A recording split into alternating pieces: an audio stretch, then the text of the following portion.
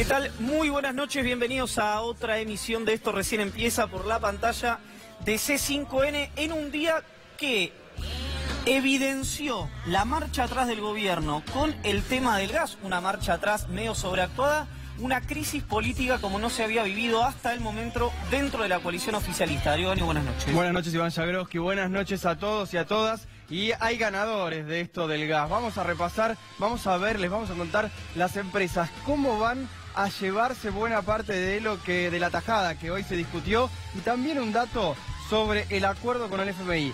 ¿Quién lo está boicoteando y quién quiere que se caiga el famoso segundo acuerdo con el Fondo Monetario Internacional? Gustavo Fabián Silvestre les mostraba recién la denuncia penal contra Carlos Rosenblatt. El denunciante es alguien que trabaja de eso, con lo cual el síntoma es que ya se le estén animando al presidente de la Corte. No la denuncia en sí, que la tenemos y la vamos a compartir con ustedes para que sepan cuál fue el cargo que va a tener que investigar, si así lo requiere el juez Luis Rodríguez, si es que el fiscal requiere la instrucción penal. El escándalo detrás de la Corte, ¿qué le dijo Hayton de Nolasco a Lorenzetti cuando se dio lo que, según el expresidente, fue un golpe palaciego? ¿Cómo fue ese diálogo? ¿Cómo sigue? ¿Cuál es el as bajo la manga del que habla Jorge Rizzo, el abogado de Lorenzetti, que según él tiene la mano derecha, la lugarteniente del expresidente de la Corte, María Burdín? De todos estos temas que le contamos, vamos a estar hablando con Aníbal Fernández, que ya está aquí con nosotros.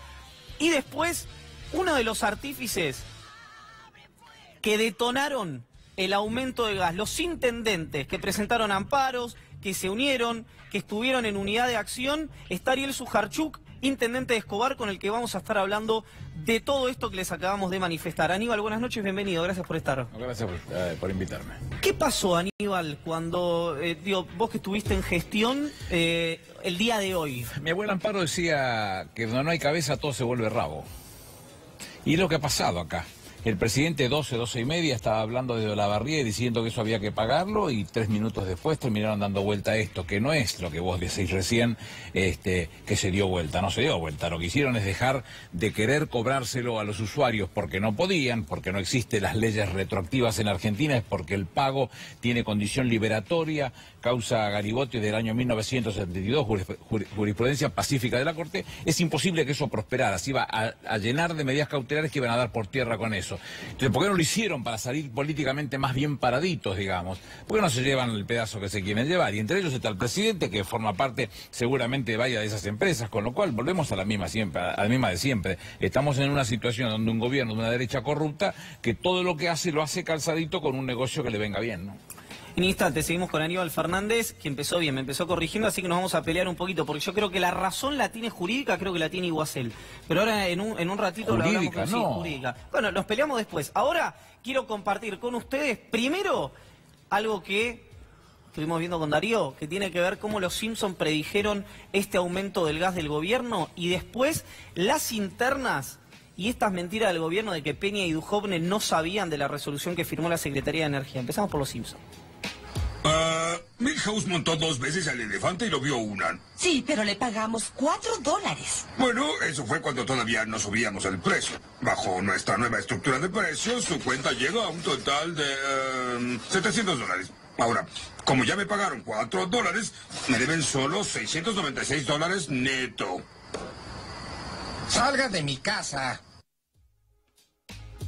El gobierno dice que una parte de los contratos estaban dolarizados, en eso se ampara para ese aumento. Ahora, desde que empezó el sinceramiento, la suba en lo que llega en las boletas familiares, en las boletas en las casas y en las pymes y en los comercios, es muy abultada. Y de hecho hay discusión. Hoy vamos viendo, si quieren, las primeras placas que tienen que ver con ese aumento desde el 2015, de ese supuesto sinceramiento de las tarifas, que el aumento, algunos dicen 1.700%. El INDEC dice un poco menos, otros señalan que puede ser. El INDEC dice bastante menos. Bastante menos también, lo dice más en consonancia con la inflación. Fíjense, la Federación de Trabajadores de la Energía, ahí está Pedro Vallejo, hablaba de 1.700%, obviamente en promedio. Esto ya vimos que cada aumento le pega más a la franja que menos consume que a la que más consume, de hecho. Exactamente. Algo de esto, y ahora Darío les va a mostrar cuánto representa del salario el gas y los servicios en general, porque no es lo mismo que nos aumenten a nosotros o que le aumenten a usted, que es un trabajador registrado del otro lado, que al decil más bajo de ingresos. A ver, para poner un ejemplo, hay un estudio de la UMED que dice que el decil más bajo de ingresos, es decir, la gente que menos guita gana, gasta el 50% de su dinero en comida. En comida, es sí. decir, un peso de cada 2 que le entra lo gasta en alimentos. Entonces, si esa gente gasta un peso de cada 2 en alimentos, ¿cuánto le impacta los servicios? Digo, ¿cuál es el margen que le queda? Y algo de esto, y quédese porque le vamos a contar, después lo vamos a hablar con Aníbal Fernández. Es mentira lo que hoy un sector del periodismo intentó instalar, que es que Peña y Duhovne no sabían. Les vamos a contar de una reunión del miércoles pasado, pero continuamos con los números de Darío. Es que en su momento impactaba en el salario o en el ingreso de una familia cualquiera un 1% en la boleta del gas. Y ahora subió, fíjate, a un 10% el impacto del gas en el salario, en el ingreso, esto es promedio, y en el impacto de todos los servicios en el salario, 25%. Esto en Europa hace más o menos década y media se empezó a decir que si gastabas esto de tu salario en pagar energía, eras considerado pobre. Te decían pobre energético, la pobreza energética, y ahí es donde el Estado empezaba a subsidiar. De hecho, más del 10% sumando gas, sumando luz, sumando agua, y creo que estaba incluido también telefonía, que ahora debería cambiar a telefonía celular. ¿Quién consigue un laburo si no puede pagarse la conectividad? Así que fíjense, si la mayoría ahora estamos dentro de lo que es la pobreza energética, porque si tenés que pagar 1 de cada 4 pesos que tenés en servicios, ¿qué te queda para el resto? No, y hay un punto que tiene que ver con los medidores pagos. ¿Vieron eso que ya tiene 1 año y medio más o menos y que la gente y las empresas ahí que son prepagos, hay como una sinergia entre el que lo pone porque quiere pagar para tener una factura de luz y poder ir al banco o poder percibir alguno de los programas sociales, para eso tiene que tener domicilio y certificarlo, en tal caso puede ser con esa factura de luz, y las empresas que para no, entre comillas, regalarle al que no puede garpar la electricidad, le pone un medidor prepago. ¿Qué es? Usted pone una tarjeta, carga, cuando se termina se le corta la luz automáticamente. Y ahí estamos hablando ya no de que no puedes ver Netflix. Estamos hablando de la gente que se le pudre la comida en la heladera si se queda sin guita para poder recargar ese medidor. Es heavy. Darío es la primera persona que yo escuché hace un par de años hablar de pobreza energética, que es un término que se empieza a acuñar ahora en la República Argentina. Y que hoy con tasas altas se empieza a complicar a muchas familias porque se endeudan para garpar esto. Que ahora viene otro aumento. ¿Cuánto es el aumento que en realidad va a tener el 70% de las familias argentinas? 70% de abajo, 50% a octubre. En realidad ya empezó esa suba. Por ahí en el gas no se va a notar tanto porque no estamos en invierno. Pero sí después un aumento que va a tener, si vamos viendo, Santi, 50% ahora en octubre, otro aumento del 15% promedio en enero, y en febrero ya estamos discutiendo la que viene. Ahora, esto, y ya empezamos con la data que tenés vos sobre lo que pasó hoy. Esto es muy importante tener en cuenta que cuando se discuta de nuevo en febrero, cuando se discutió hace un mes, se hablaba del dólar. Las empresas llegan y decían, che, acá aumentó el dólar, las transportistas, las distribuidoras, las productoras, que son las 3 partes de los componentes del gas, hablaban del dólar, no es que no. Está bien, había un artículo que habían dolarizado. ¿Quién lo firmó eso? Lo firmó Aranguren antes de su salida, le dio ese ganchito. Aníbal, te pregunto por esto que estamos hablando aquí. Cuando uno percibe los costos que tiene para la gente, no digo no reacción porque tuviera que reaccionar, pero sí la tolerancia cívica que hay frente a esto, ¿es porque el gobierno midió bien el impacto o las brasas que dejó el gobierno kirchnerista? No, este gobierno no está fuera, pues este gobierno está terminado, este gobierno está fuera por el colchón que dejó Cristina. Semejante colchón es el que está soportando todas las porquerías que están haciendo y el desaguisado que está haciendo esta piedra de inútiles que tienen en el gabinete, inevitablemente. Como no tienen conducción. Juan Perón decía siempre que él no era político, que él era un conductor, que tenía la capacidad de conducirlo. Acá estamos, si algo tenemos en claro, que el presidente no es ni político ni conductor, no entiende nada. Entonces manejan las cosas por él, por atrás, y toman decisiones de esta característica que además con una resolución pretenden modificar leyes. Y además, vuelvo a insistir, la jurisprudencia pacífica de la Corte nos marca con claridad que tanto no existen las leyes retroactivas mucho menos. El viejo Código Civil hablaba de derechos adquiridos, este va un poquito mucho más profundo todavía en términos de lo que habla de derechos constitucionales y específicamente lo que es el poder liberatorio del pago. Vuelvo a insistir, la jurisprudencia de 1972, el fallo Garibotti, hay mucha jurisprudencia pacífica que justifica que esto iba al diablo. Entonces, alguien que ha pensado, de los poquitos que deben tener en este caso, que esto terminaba de esa manera y terminaron degollándolo, haciéndolo pagar al Estado. Es decir, lo vamos a pagar todos para que los amigos del presidente puedan cobrar las ventajas. ¿Nos salvó el radicalismo, Aníbal?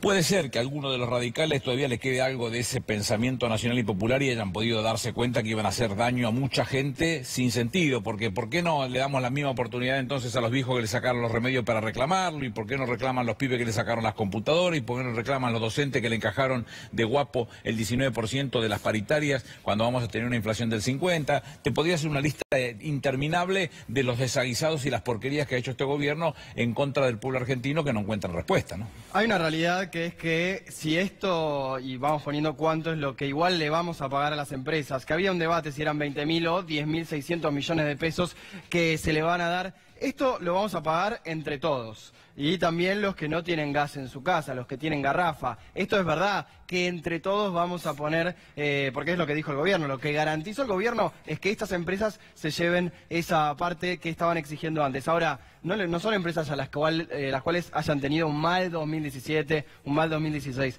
De hecho, tuvieron ganancias el año pasado, todas las empresas participantes de esta cadena, y no podían estar argumentando que por eso necesitaban esa plata, ¿no? Sí, no socializaron las ganancias como si están socializando las pérdidas. Si quieren vemos cuántas son las ganancias, Santi, mientras me vas contando qué es lo que pasó. Hoy estas son las ganancias de cada una de las empresas del año 2017. Tenemos las empresas más importantes de gas. Distribuidores y transportadores. Exactamente, distribuidores y transportadores de la Argentina. Hoy, el lunes, hubo una pelea, le diría que como las que no tenían hace varios meses, entre el jefe de gabinete y el presidente de la Cámara de Diputados, Emilio Monzó. Estamos hablando de Marcos Peña y de Emilio Monzó, en la cual hubo un reconocimiento tácito en esa reunión que a Javier Iguazel lo tiraron a los leones solo. ¿Por qué digo esto? Porque Nicolás Dujovne y Marcos Peña y Nicolás Gadano, el jefe de gabinete de Dujovne, sabían de esta resolución de la Secretaría de Energía. Es mentira del gobierno, porque quiere, como prácticamente todo lo que hace el presidente, que es blindarlo al jefe de gabinete, es mentira que Marcos Peña y Nicolás Dujovne no supieran de esto. Lo sabía Nicolás Dujovne, lo sabía Nicolás Gadano, lo sabía Marcos Peña y lo sabía la gente de Enargas, con la que hubo una reunión el miércoles pasado, de la que participó Javier Iguazel y les comunicó esto. Este es el punto número 1. Y el punto número 2, que a mí me parece el más interesante desde el punto de vista político, es que hoy hubo un acto de rebeldía, quiero utilizar esa palabra, dentro de la coalición oficialista, como no hubo nunca hasta el momento. Es decir, esto no es como con las tarifas, que el radicalismo fue, protestó un poco, tanteó. Acá se unieron los radicales que estaban dispersos. Se le plantaron al presidente, como decía Aníbal Fernández, a las 12 del mediodía dijo una cosa, y a la 1:30 de la tarde dio marcha atrás, y le dijeron, esto así no camina. Lo mismo que hizo Carrió la semana pasada, lo hizo el radicalismo, más Rogelio Frigerio y el ala política del gobierno el día de hoy. ¿Qué es el síntoma del que estamos hablando? Una falta de autoridad del presidente como no se había visto para dentro de la coalición de gobierno hasta el día de hoy. Esto dicho por los propios representantes de la coalición de gobierno. Te agrego 2 datos a esto de que Aranguren había firmado parte de la dolarización y vos nombraste a Enargas. Enargas en un momento era el que convalidaba, en el momento de la corrida de mitad de año, era el que convalidaba el precio más alto al final del día porque tenía que comprar, justamente tenía que pagar en dólares. Ahí también se mostraba una interna, y más que una interna, una falta de coordinación y falta de cabeza. Aníbal, cuando nosotros hablamos de esto da la sensación, y es una discusión que hay permanentemente, sí, en los errores que comete el gobierno son efectivamente errores o son deliberados. La idea madre cuando pasan cuestiones de que por lo menos tengo yo, que no sé si comparte Darío, es que acá hay un grado de improvisación muy pero muy grande en parte del gobierno encabezado por la figura del presidente. ¿Cómo lo ves vos? El día que se debatía la continuidad del gobierno y que estaban en Olivos los ministros tratando de ver cómo le encontraban la salida, y en una de las oficinas lo tenían a Dujovne y en la oficina de al lado le ofrecían a Melconian y a otros, al Ministerio de Economía, esas cosas que pasan solamente donde no hay la más mínima conducción política, el presidente estaba viendo a Boca. Es decir, la cabeza del presidente es vacía, no tiene nada responsable, criterioso y serio que tenga que ver con la administración de la cosa pública del pueblo argentino. No tiene nada que ver en eso. Entonces, le ha confiado a estos tipos que él creyó que porque eran sinvergüenzas, tenían un patrimonio importante en dólares y hablaban 4 palabras en inglés, que eran unos fenómenos, el mejor equipo de los últimos 50 años. Pero manejar la cosa pública es un poquito más serio que esta parruchada. Y entonces no pueden sacar una resolución como esa 20 que sacó Iguacel, que no tiene la más pálida de las ideas, creyendo que lo que él había impuesto y hablando un poco de guapo, le iba a obligar al pueblo argentino a pagar esas cuotas a partir del 1 de enero por 24 meses para solventar la diferencia que no pudo ganar los amigos del presidente. Es un despropósito, no puede resultar de otra manera, pero como son ellos los gestores de esta cosa, los propios ministros, Duhovne es un pibito que está jugando en estas cosas, no me va a decir que es un ministro de Economía, entonces, ¿qué le podés pedir más? Un ministro, si vos no tenés las pelotas para decir, mira, yo tomé la decisión y la decisión me la banco yo y se terminó, me banca el presidente y si me equivoco me voy, no puede ser ministro de Economía. Si un ministro de Economía y el jefe de gabinete andan escondiendo porque tienen miedo que el presidente, bueno, si fuera un presidente serio les dé una patada en el culo, entonces daríamos claro de dónde estaríamos parados, pero como los dos son dos cosas extrañas que no tienen ninguna capacidad para el desarrollo de la política pública, hacen lo que les parece, y cuando les parece que se le prende fuego el rancho, se no encajan Iguacel, corto mano, corto fierro, se corren para atrás y que explote de la manera que salga. Y esto es lo que pasa. Esto generó, y ahora vamos a seguir con Aníbal Fernández, un cruce en la Cámara Alta, en el Senado de la Nación, entre Cristina Fernández de Kirchner y Miguel Ángel Pichetto. Ya nos vamos acostumbrando, ¿no? Ya nos vamos acostumbrando a ese, ya un pase de comedia que resulta hasta simpático. Para mí, mire, no lo hablé con ninguno de los dos, pero en su fuero más íntimo a ellos dos también le debe resultar un poquito simpático. No se escuchó qué dijo Cristina Kirchner, a lo que le respondió después Pichetto, pero acá le vamos a contar qué fue lo que dijo Cristina Kirchner y después seguimos conversando con Aníbal Fernández. Pero primero la exposición de la expresidenta en la Cámara Alta. Alguien me decía recién, el secretario, lo hacen para dar señales. Nosotros no somos semáforos. Los semáforos dan señales. Nosotros tenemos que tener pronunciamientos claros y concretos como debemos tener quienes trabajamos y quienes militamos en política. Tenemos que ser claros, podemos equivocarnos. Seguramente nos vamos a equivocar muchas veces. Lo que no podemos es confundir a la gente y creer que aprobando esta comunicación, bueno, salvamos la ropa porque van a decir, bueno, el Senado, mirá, arreglaron, no va a pasar a los usos. ¿Cómo que no va a pasar a los usos? ¿A quién le van a sacar en el presupuesto 10.000 o 15.000 millones de pesos? Ya le hemos reducido, o le han reducido los quienes han enviado el proyecto de presupuesto a las universidades. Hemos eliminado el Fondo Federal de la Soja que nuestro gobierno había instituido para que se distribuyera entre provincias. Por primera vez en la historia de la Argentina se participaban los derechos de exportación a provincias y municipios. Se dejó sin efecto. Se siguen dejando sin efectos transferencias a las provincias en materia de salud, de educación. Ahí tenemos que tampoco van a transferir el FONID. O sea, vamos a sacar todas las transferencias que eran para docentes, para educación, para municipios, y vamos a crear una partida para las productoras de gas y petróleo y las distribuidoras. Bueno, si van a hacer eso, no cuenten con nuestro voto, señor presidente. Muchas gracias. En este clásico que se arma en el Senado, después de Cristina siempre habla Pichetto, que habló del gas, habla del presupuesto y aprovechó también para mandarle un mensaje a la expresidenta. Política, lo que importa es el mensaje, la señora expresidente debería saberlo. Hay un mensaje del Senado muy claro, lo deja sin efecto. Este es el contenido que vamos a votar. No le vamos a solicitar, lo dejamos sin efecto. Es un mensaje político vigoroso, muy claro. Señor Rosas tiene la palabra. Que respete porque yo la escucho siempre con atención, así que me respeten. Señor Rosas, tiene usted la palabra. Estoy hablando yo todavía. Ah, no, pensé que... Yo no terminé. Tiene usted uso de la palabra, dígale señor que me dejen terminar de hablar, que... No, tranquilo, yo... Tiene uso de la palabra, señor senador. No se arrodille, quédese tranquilo. Usted nunca se arrodilló. No, claro. Le ruego a los señores senadores que no dialoguen, por favor, senador Pichetto, termine su... Su orgullo es infinito. Difícil, ¿no? Yo medio que me tenté porque lo había leído y no lo había visto así. En lo que había dicho Aníbal también se está riendo, ahora vamos a hablar un momento con él. Les pido disculpas. Vamos a ver lo que dijo la expresidenta que mereció la respuesta de Miguel Ángel Pichetto. Lo que no se escuchaba que decía atrás Cristina Kirchner.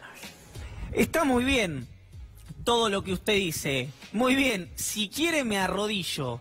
Esto fue lo que dijo Cristina Fernández de Kirchner, que mereció esa respuesta de un siempre hosco, pero no enojado, Miguel Ángel Pichetto. Ahora vamos a volver con el tema gas, etcétera, pero Aníbal, ¿qué es esto? ¿Es una novela? No, pero yo no sé con esa resolución que han querido hacer. No, lo sé. te hablo de Cristina de Pichetto, no de la resolución. No, yo no me meto en esa cosa, es un tema de ellos. Son gente grande como para uno que está opinando. ¿Pero por qué te reís? Porque me causó gracia. ¿Qué? Ese suerte de...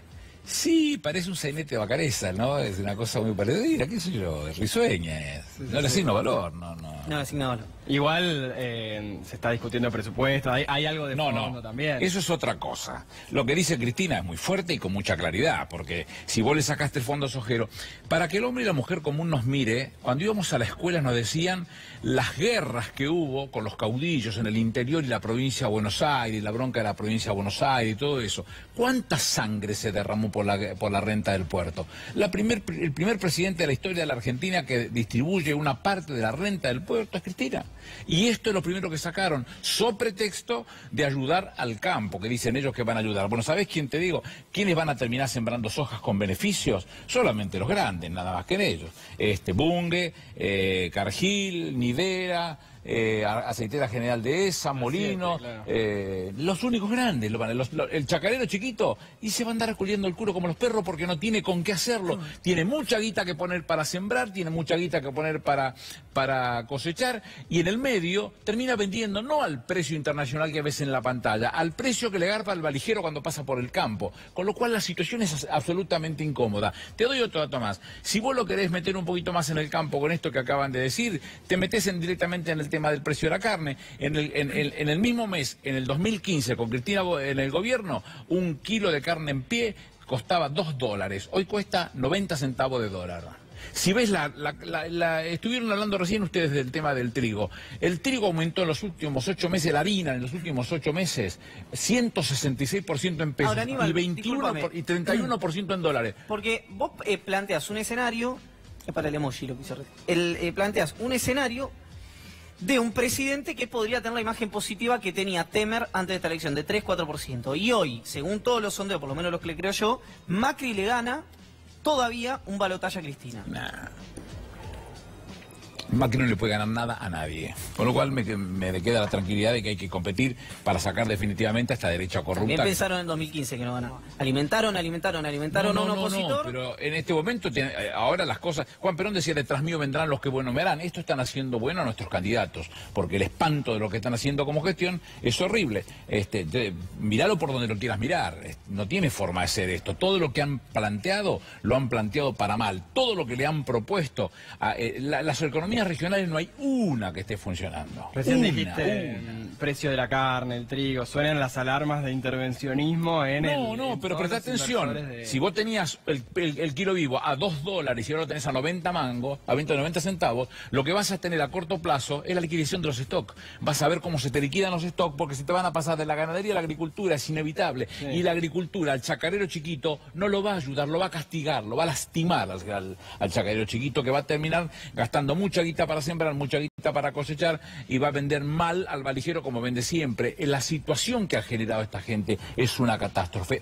Decime, de las economías regionales que esté funcionando. A lo que voy, Aníbal, es a eso, que el gobierno dice, bueno, de esto no hay salida, porque si se habla de cualquier tipo de intervención en la economía, se van los capitales, y eso es la catástrofe en el corto plazo. ¿Hay otra salida con respecto a eso? Pero que el Estado nunca tiene que dejar de intervenir. Si vos dejás que esto te lo libera el mercado, se los comen los grandes a los chiquitos.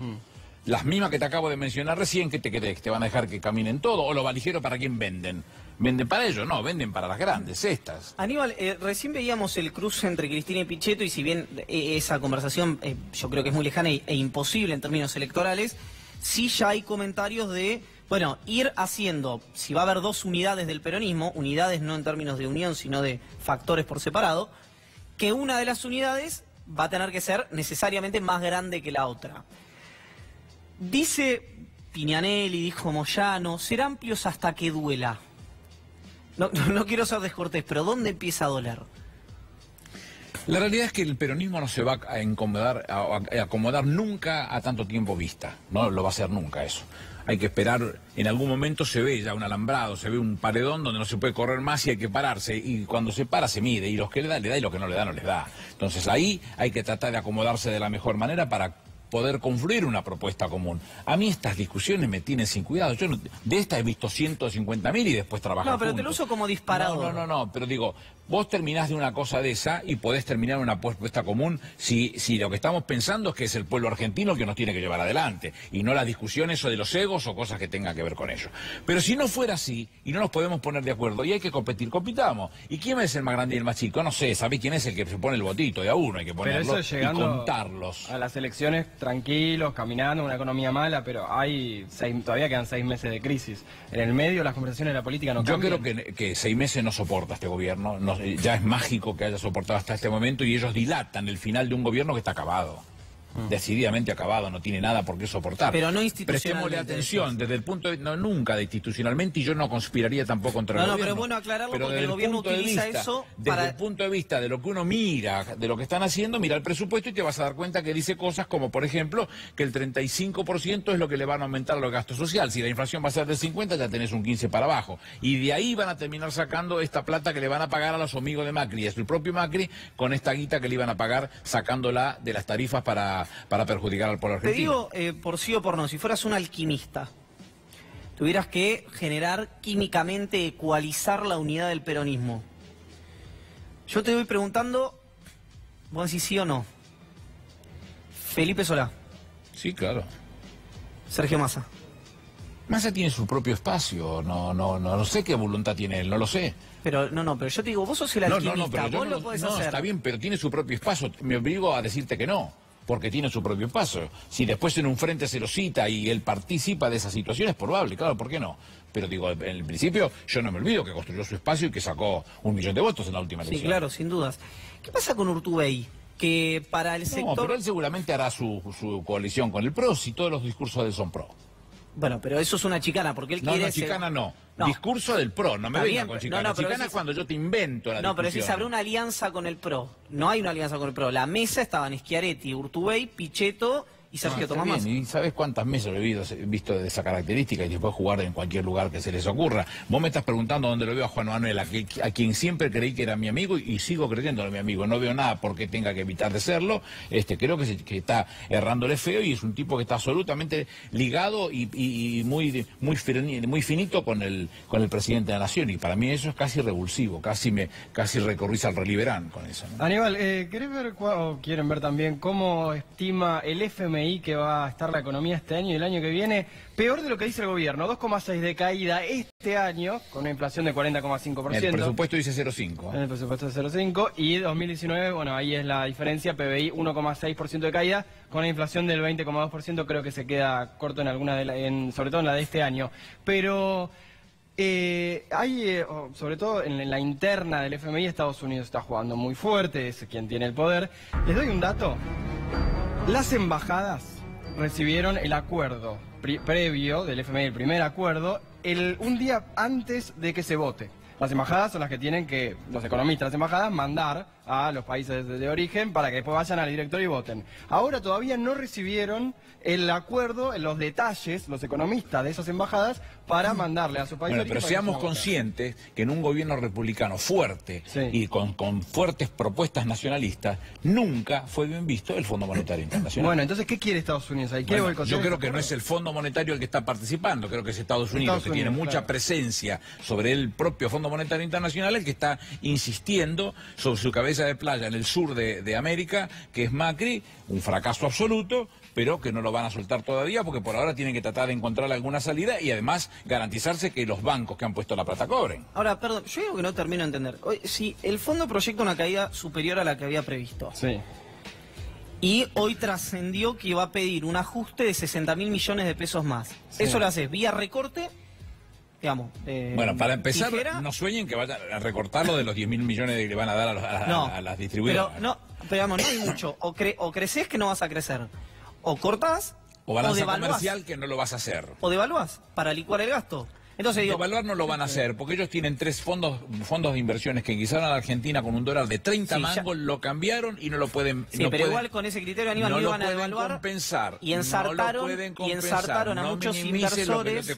Entraron a 30 mangos, hoy tenés el dólar a 40, ellos tienen colocada una tasa sideral, porque 72% solo pagan los locos en el mundo, a una tasa sideral colocada esa guita, pero así todo no compensa la diferencia cambiaria que les generó la venta de los dólares que trajeron a la Argentina a 30 mangos. Lo tienen que sostener el tiempo necesario para que les deje compensar la diferencia de tasa, la diferencia de cotización y unos mangos para que se puedan llevar y puedan volver a la Argentina a cubrirle las macanas que están haciendo ellos. Ni los locos pagan, porque es la tasa más alta del mundo y hay varios locos en el mundo. Ahora, si hablamos de elecciones para el año que viene y pensamos que este acuerdo, el propio FMI dice que va a estar tan mal, ¿qué puede pasar si la economía empieza a estar cada vez peor, si el acuerdo con el FMI no funciona? Más peor todavía. Y sí, claro, ¿se puede hablar de dolarización de nuevo? ¿Se puede hablar?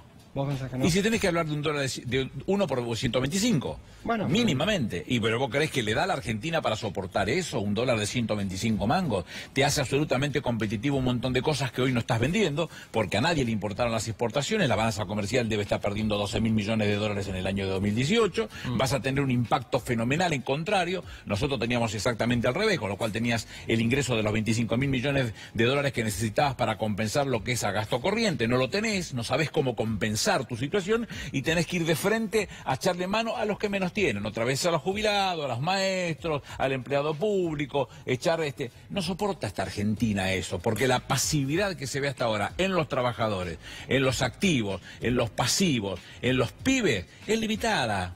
Tienen tiempo, no lo sé decir ni lo quiero presagiar porque suena hasta de mala leche, no lo quiero hacer eso, pero la realidad es que llama la atención que esto sea tan pasivo y llama la atención que se soporten tantos lonjazos en el lomo sin haber reaccionado de alguna manera defendiendo los derechos que nos pertenecen. Aníbal, ahora quiero hablar porque hubo novedades judiciales que tienen que ver con la Corte, que tienen que ver con la causa 11 y que tienen que ver con una denuncia penal contra el titular del máximo tribunal, Carlos Rosenga, que dicho sea de paso, hoy estuvo en la Academia de Ciencias Morales y Sociales acompañando a Horacio Rosati, podríamos decir un peronista en Valle Gorila, si se me permite la licencia poética, recibiendo una distinción allí. ¿Cómo ves el tema Corte? Hoy, lo que está pasando, la denuncia de Lorenzetti, que dijo... Eso mucho no se entiende qué fue lo que pasó, ¿no? Porque ese golpe, como se lo denominó interno, tiene condimento que uno no conoce. Entonces sacar evaluaciones de la nada suena feo, no da mucho que ver eso. Y tampoco da mucho que ver este tipo de reacciones en las cuales hay una encendida discusión entre los máximos referentes que no se termina de comprender y que no justifican, a mi juicio, ninguna denuncia penal para sostener ni cosa parecida. Pero bueno, no habría que tener mucha más información para poder opinar. Y el caso 11, Aníbal, que hoy se conoció la condena, es bueno aclarar que no fue, para ser riguroso desde el punto de vista informativo, por el accidente en sí, sino por administración fraudulenta. Sí, pero la realidad es que en la Argentina nadie dice que eso está juzgándose en otro juzgado del doctor Ramos, sí, y que lo condenaron a Julio Devido por una causa que se está juzgando y está procesado en la causa del doctor Ramos. Con lo cual, el principio del non bis in idem, el principio del juez natural, en esta Argentina no existe más. Cada uno hace lo que se le ocurre. Pero te pregunto cortito, Aníbal. Y lo he puesto en Twitter hace 2 horas. ¿No es la causa por ahí más sensible? En virtud de que el resto tiene que ver de asociación ilícita, esto, lo otro, que era un espacio netamente, uno podría decir por la composición previamente, compuesto, hablo del Tren Chapa 51. No, pero yo no digo que no sea sensible, ni jamás discutiría con los familiares, ni cosas por el estilo. Te estoy diciendo lo que sucede. Esta causa por la que dice que lo condenaron a Devido, esta causa está en el juzgado del doctor Ramos y en esa causa Julio está procesado por ese hecho que le están indilgando en este lugar. Quiere decir que entonces el non bis in idem, dos causas de la misma cosa no puede haber, y el juez natural entonces se desvirtúa, como dice el artículo 18 de la Constitución. Con lo cual, lo primero que quiero remarcar es eso. La verdad que la justicia en Argentina ya no se sabe ni para dónde va, ni qué quiere hacer, ni a quién quiere, ni si se quieren preservar, ni si quieren poner la cosa de una estatura para que las cosas salgan más o menos con alguna entidad, con seriedad. La verdad no lo sé. Muchas gracias, Aníbal. No, gracias a ustedes. En instantes hablamos con Ariel Sujarchuk, intendente de Escobar, porque ahí es donde ven los jefes comunales si la cosa se está poniendo fea o si es simplemente una cuestión medio capilar, intuitiva de los que lo vemos desde la televisión o de profesionales como Darío, que lo ven desde el punto de vista de los números. ¿Está bien? Sí, está perfecto. Y lo citaron los intendentes al presidente y a Iguacel, que dijo, los que se quejan son militantes, le dijeron, venite para acá. Seguro La Habana. Venite a Seguro A ver si aguanta 30 segundos. Tanda, muy breve y ya regresamos.